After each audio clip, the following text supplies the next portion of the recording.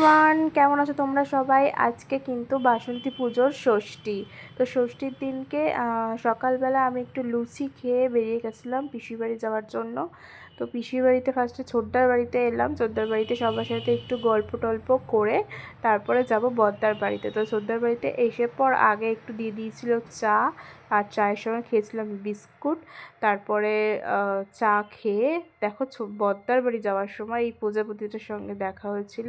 তারপর ওখানে গিয়েও আমি একটু খেয়ে নিয়েছিলাম চা। যেহেতু ষষ্ঠী ছিল আর সবাই ষষ্ঠী করবে, তাই এখানে আটা মেখে রেখেছিল। তারপর বিকেলবেলা একটু ছাদে বসেছিলাম, সন্ধেবেলা একটু চা খেলাম সবাই মিলে।